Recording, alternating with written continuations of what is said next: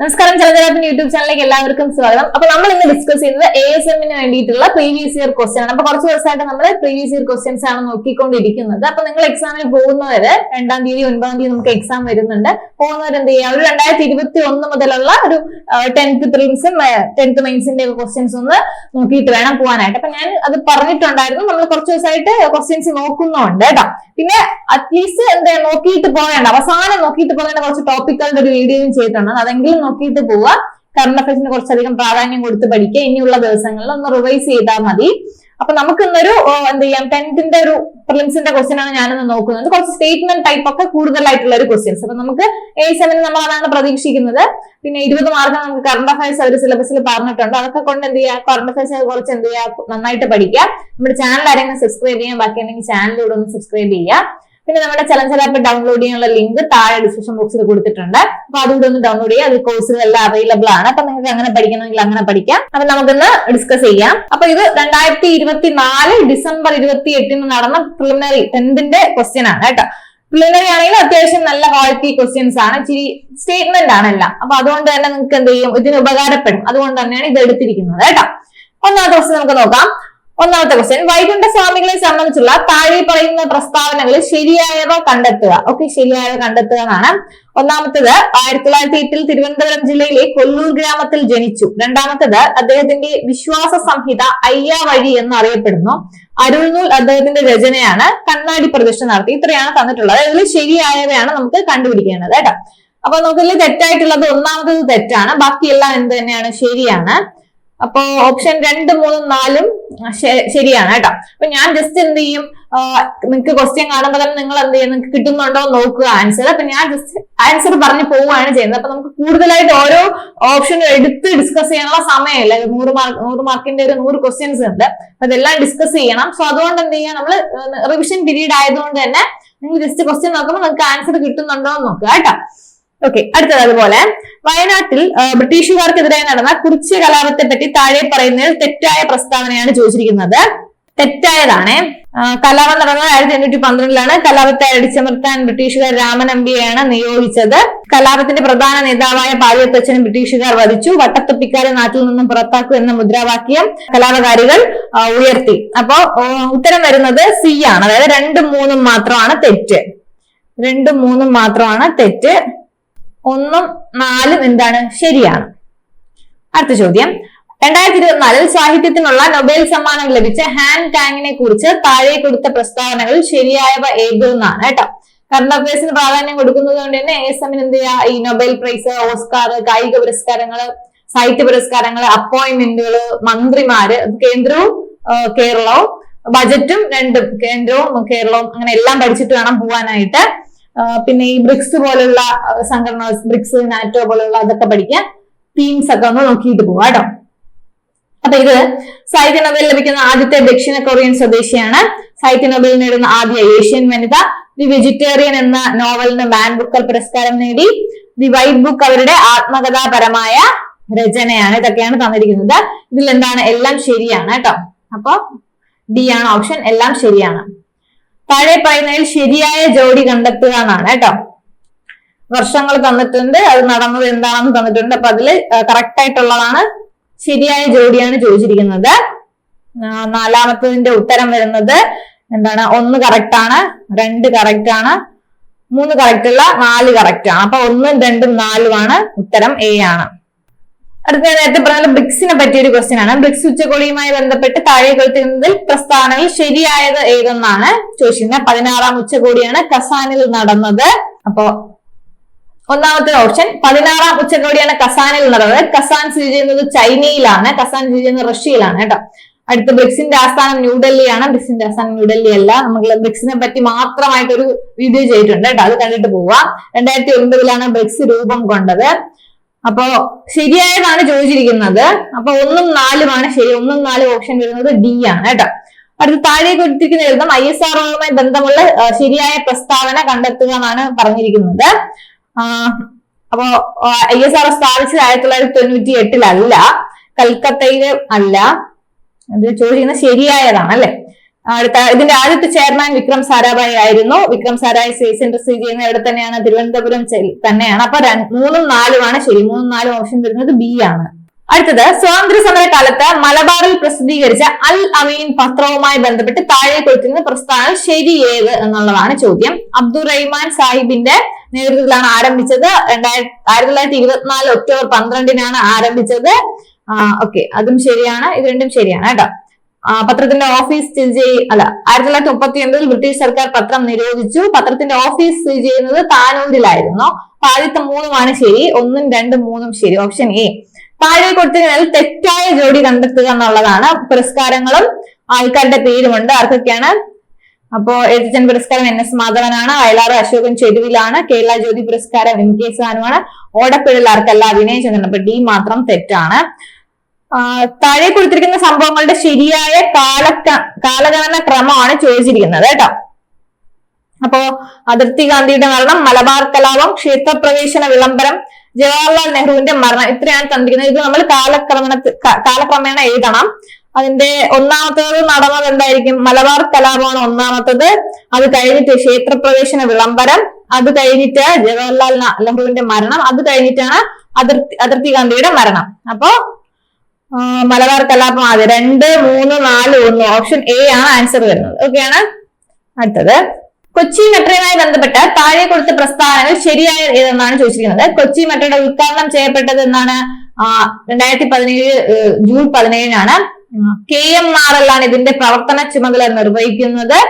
കൊച്ചി മെട്രോയുടെ അനുബന്ധ ജലപാത പദ്ധതിയാണ് കൊച്ചി വാട്ടർ മെട്രോ. പിന്നെ ഇന്ത്യയിലെ 18ാമത്തെ മെട്രോ റെയിൽവേ ആണിത്. ഓക്കെ, അപ്പൊ അത് തെറ്റാണ്.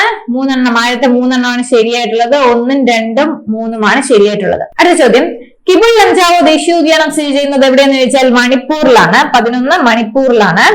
നഗര ഗാർഹിക അവശിഷ്ടങ്ങളിൽ നിന്നും വൈദ്യുതി ഉൽപ്പാദിപ്പിക്കുന്ന ഇന്ത്യയിലെ ആദ്യത്തെ അർബൻ വേസ്റ്റ് മാനേജ്മെന്റ് സംവിധാനം നടപ്പിലാക്കിയ നഗരം ഏതെന്നാണ് ചോദിച്ചിരിക്കുന്നത്. അഹമ്മദാബാദ് ആണ്.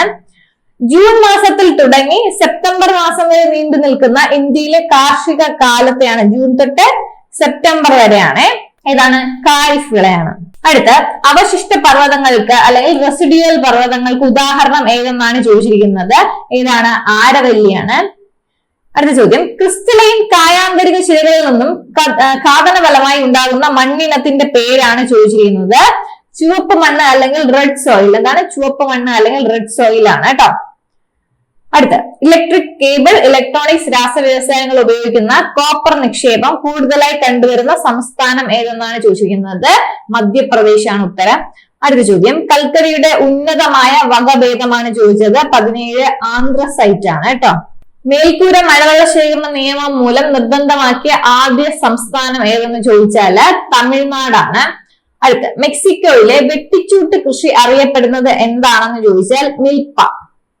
അടുത്ത സിപ്കോ പ്രസ്ഥാനമായിട്ട് ബന്ധപ്പെട്ടിട്ടുള്ളത്. അതില് ഛോട്ടാ നാഗ്പൂർ പീഠഭൂമിയിലെ ഖനന നിയന്ത്രണം, പശ്ചിമഘട്ട മലനിരകളിലെ നക്ഷത്രാമകളുടെ സംരക്ഷണം, യമുന നദിയിലെ രാസമലിനീകരണം തടയൽ, ഹിമാലയ പർവ്വത പ്രദേശങ്ങളിലെ സ്തൂപിക വനസമ്പത്ത് നശീകരണം തടയുന്നത്. ഇത്രയാണ് തന്നിട്ടുള്ളത്.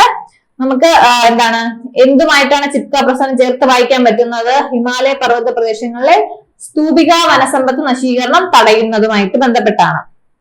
1957 കേരള സർവകലാശാലയായി മാറിയ തിരുവിതാംകൂർ സർവകലാശാല രൂപം കൊണ്ടത് എന്നാണ് ചോദിച്ചിരുന്നത്. 1937 ആണ് കേട്ടോ.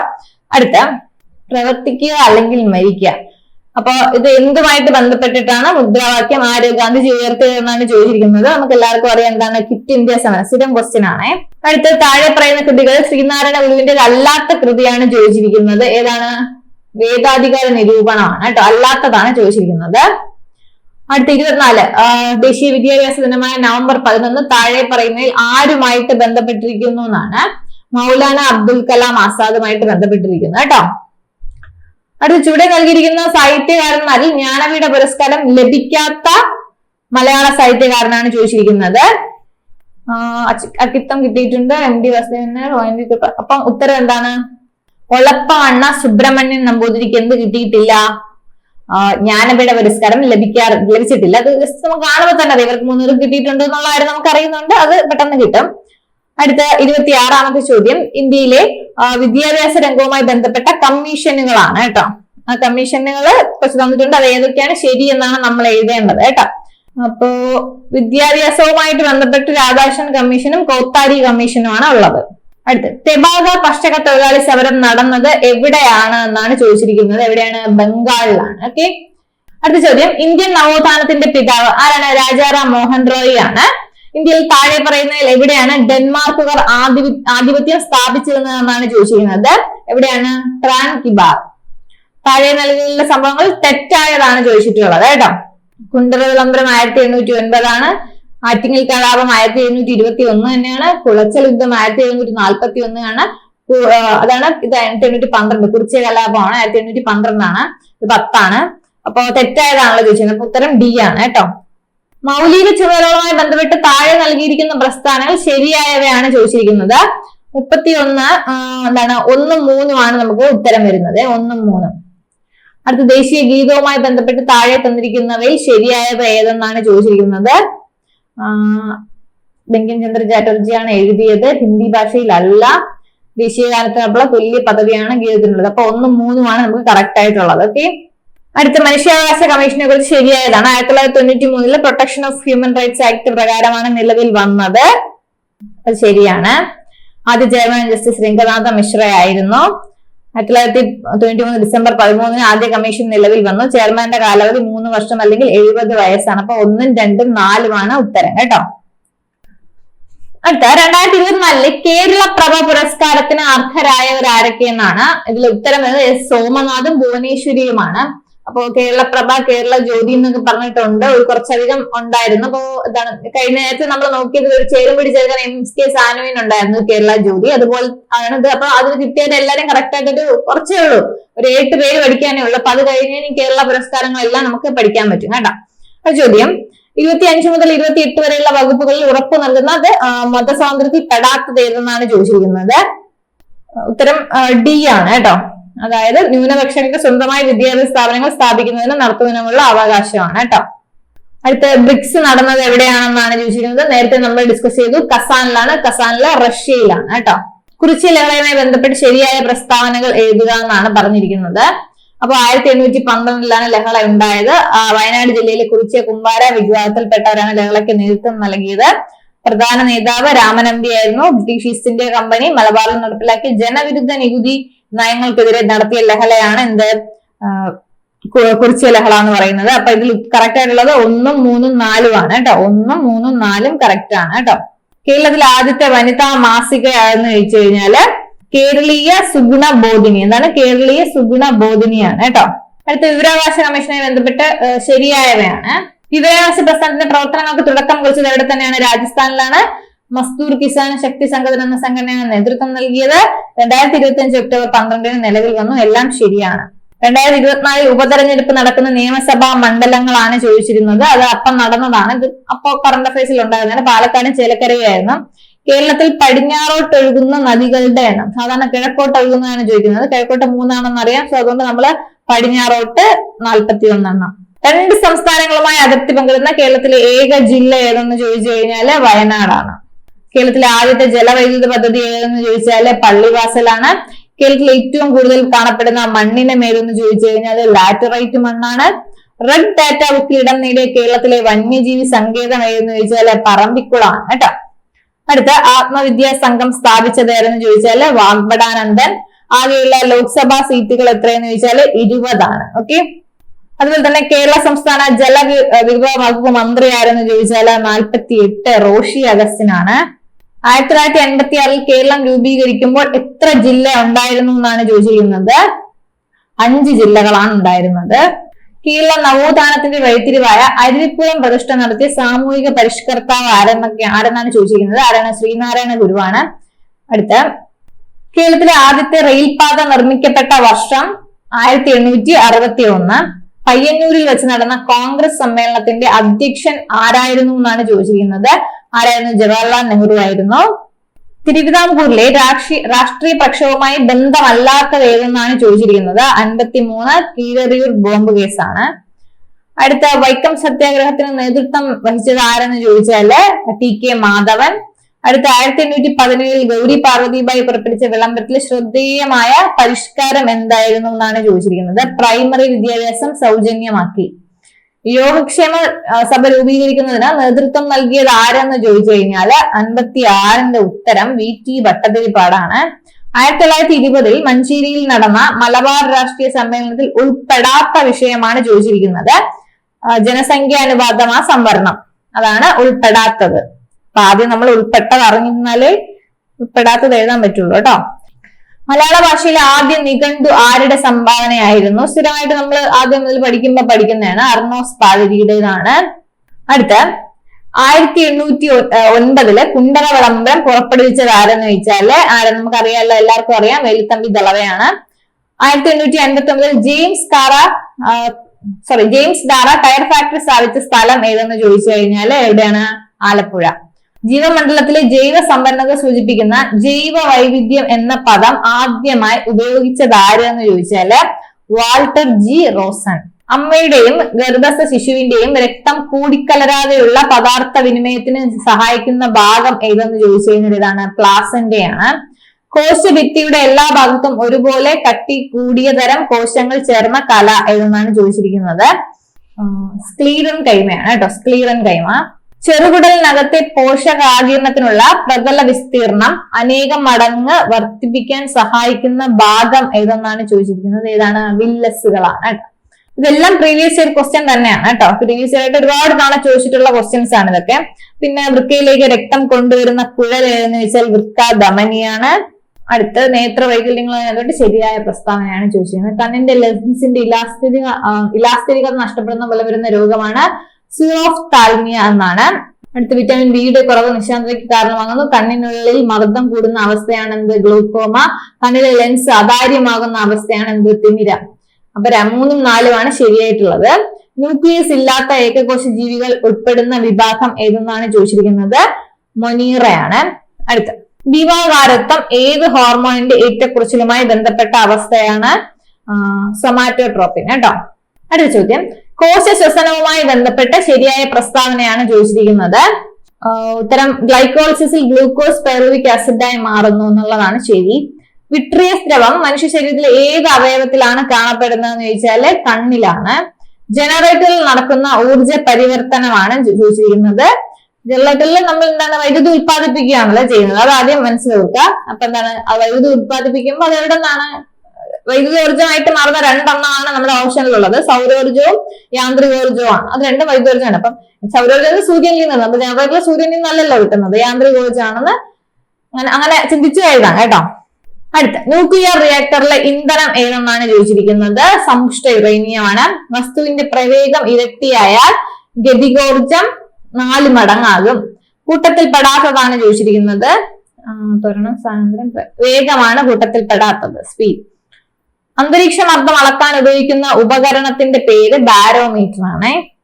അടുത്ത് ജെ തോംസണുമായി ബന്ധപ്പെടാത്ത പ്രസ്താവനയാണ് ചോദിച്ചിരിക്കുന്നത്. ന്യൂട്രോണിനെ കണ്ടെത്തി, അതാണ് പെടാത്തത്. അടുത്ത റബ്ബറിന്റെ മോണോമർ ആരെന്ന് ചോദിച്ചാൽ ഐസോപ്രിൻ ആണ്. റേഡിയോ ആക്റ്റീവത കണ്ടെത്തിയത് ആരെന്ന് ചോദിച്ചാൽ ഹെൻറി ബെക്കറൽ ആണ്. ലീച്ചിങ് എന്ന സാന്ദ്രണ രീതി ഉപയോഗിക്കുന്നത് ഏത് ലോഹത്തിന്റെ അയിരിനാണെന്ന് ചോദിച്ചാൽ അലുമിനിയത്തിന്റെ ആണ്. ഒരേ മാസ് നമ്പറും വ്യത്യസ്ത അറ്റോമിക നമ്പറുമുള്ള ആറ്റങ്ങളാണ് ഐസോബാറുകൾ. ഇത് ഐസോബാർ ഐസോടോപ്പ് ഒക്കെ സ്ഥിരമായിട്ട് ചോദിക്കുന്നതാണ്. തെറ്റാനും സാധ്യതയാണ്. നമ്മൾ എത്ര പഠിച്ചാലും അതെന്ത് ചെയ്യില്ല, ഈ ഐസോടോപ്പാണോ ബാറാണോ ടോണാണോ എന്ന് മാറിപ്പോകും കേട്ടോ. അപ്പൊ ഇത് നമ്മൾ മാത്സും ഒന്നും എടുത്തിട്ടില്ല.